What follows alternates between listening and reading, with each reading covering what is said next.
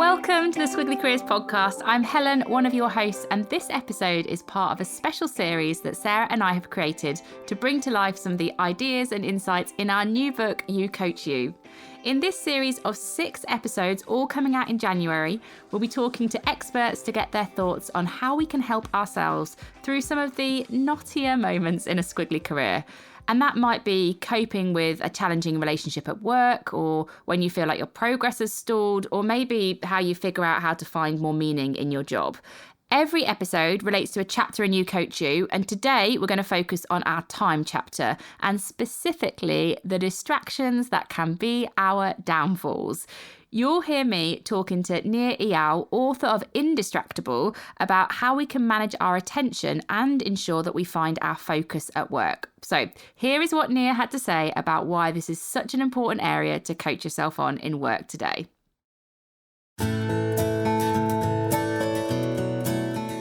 This is the defining skill of the century, because there's no area of your life that is not affected by your ability to decide how you want to spend your time and how you want to spend your attention. And so whether it's your physical health, whether it's your mental health, whether it's your relationships, and of course, when it comes to your work and your career, all of these domains of life require us to be able to decide what we want to do and carry out that goal, because it doesn't matter what kind of ambitions we have, whether it's to read more books or to exercise or to spend more time with our family or to be more productive in our careers.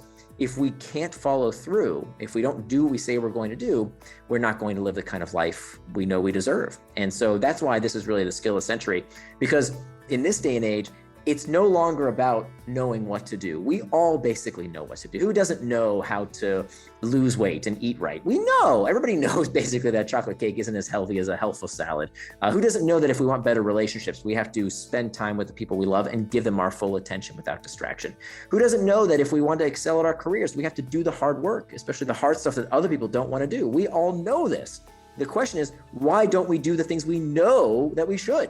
And so that's really why I wrote this book for myself more than anyone else. I had struggled with distraction for many, many years. I was probably one of the most distracted people you've ever met. But I wrote this book because I realized that I was constantly in my own way, that I wasn't able to be the kind of person I wanted to be the kind of father I wanted to be the kind of author I wanted to be, unless I could work without distraction, to truly be indistractable.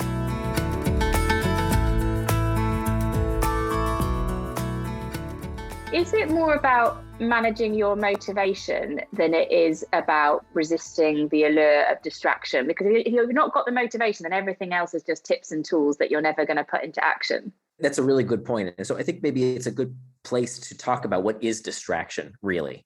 The best way to understand whether you really get what distraction is about is to know the opposite of distraction, what distraction is not. So most people think the opposite of distraction is focus.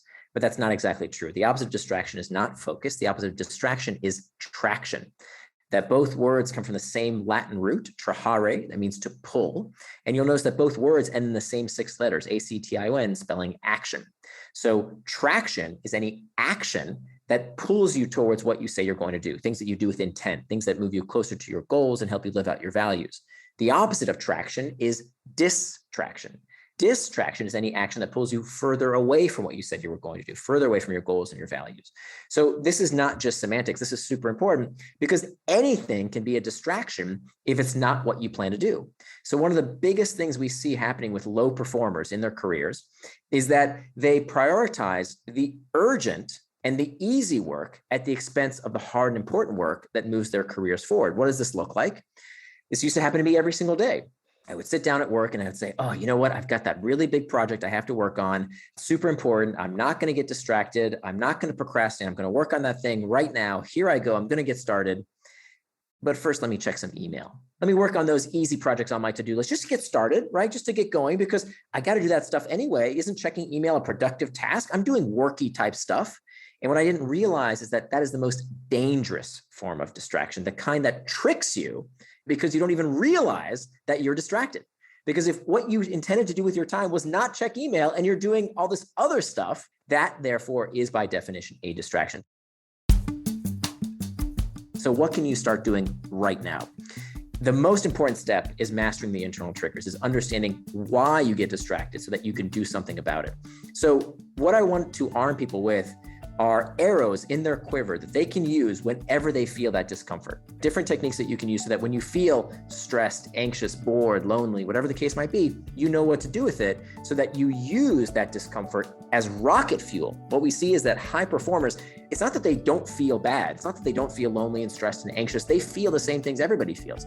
What's different about high performers is that they take that discomfort and they use it like rocket fuel to move them towards traction, rather than what most people do is they try and escape that discomfort with distraction. So what do you do? Here's one technique that anybody can start using today. Okay, this is one of dozens of different techniques in my book, Indistractable, but this is one I use all the time. It's called the 10-minute rule. The 10-minute rule says that you can give in to any distraction. Okay, whether it's checking email when you want to work on that big project, whether it's eating that chocolate cake if you're on a diet, whether it's smoking that cigarette that you're trying to quit, whatever the case might be, you can give into the distraction, but not right now. You can give into that distraction in just 10 minutes, just 10 minutes. So by not telling yourself no, you're telling yourself not yet. And it turns out that that's a much healthier approach, just setting the timer and saying, okay, I can do that thing. I can give into the distraction, but in a few minutes. What you're doing is you're essentially teaching yourself, you're giving yourself the self-efficacy that, yep, I can resist a little bit longer. And then the 10-minute rule becomes the 11-minute rule, becomes the 12-minute rule, becomes the 15-minute rule. And what you're doing is teaching yourself, yeah, I don't have to give in to every urge as soon as I feel it.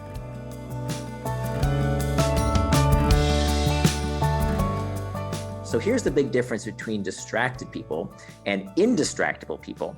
An indistractable person knows why they got distracted and they do something about it. So Paulo Coelho has a wonderful quote. He says, a mistake repeated is a decision.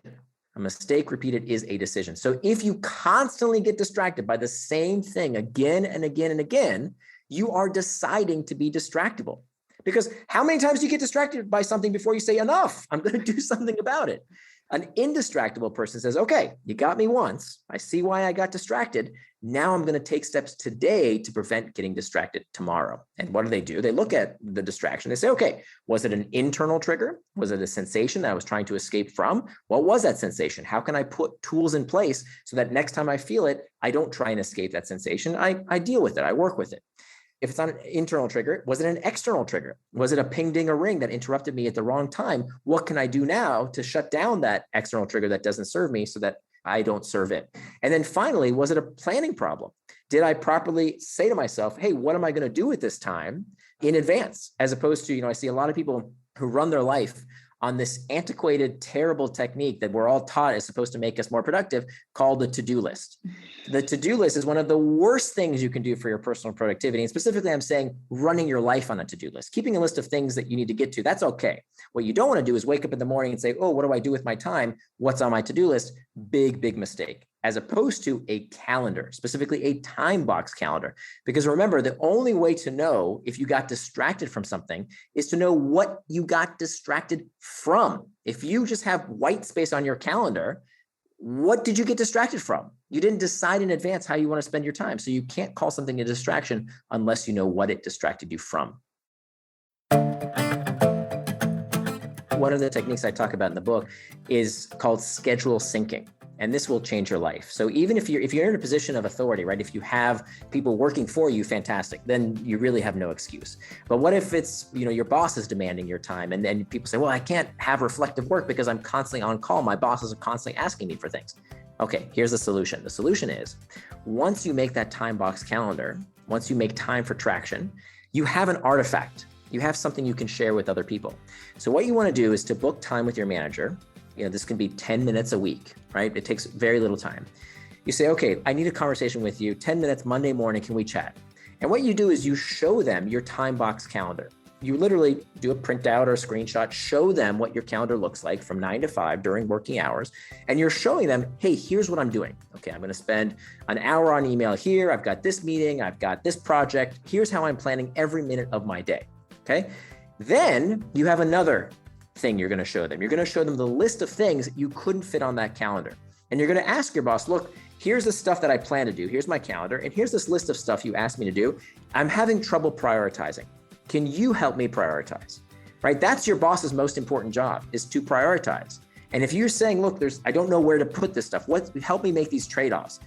They will always, if you give them the opportunity, they will say, you know what, that meeting, that's actually way less important than that other to-do that I really need to get done, or whatever the case might be. Now you're giving them visibility into how you spend your time. And this is so revolutionary because let me tell you, if you've ever managed people, you are constantly thinking, how is this person spending their time? And we don't want to ask. Managers don't want to ask because they don't want you to feel like you're being micromanaged. So don't put them in that awkward position. You do it. Right? You proactively give them visibility into your schedule. It will change your life because now they can see in black and white how you spend your time, and they can help you reprioritize what's important and what's not important. Are there any other final words of wisdom for someone who might be listening to this, and the reason that they have come to this episode is because they are feeling a bit overwhelmed and maybe unfocused? To that person listening now who started feeling like that, is there any final advice that you would offer to them? It's not your fault. Okay, I think we've been told that if you're bad with time management, if you feel like you struggle with prioritization, that there must be something broken with you. Even if you do struggle with your time and attention, it's not your fault, but it is your responsibility. So how do we deal with them? Fundamentally, if you wanted to boil down what I learned over the past 5 years of research into this field, it's this mantra, that the antidote to impulsiveness is forethought. That distraction and procrastination is not a character flaw. It's simply that we haven't learned how to deal with those impulses, those urges that can lead us towards distraction. So what do we do about it? We take steps today to prevent getting distracted tomorrow. If you wait till the last minute, you will lose. If we plan ahead, if we realize that the antidote to impulsiveness is forethought, thinking ahead, there is no distraction we can't overcome, and anyone can become indistractable.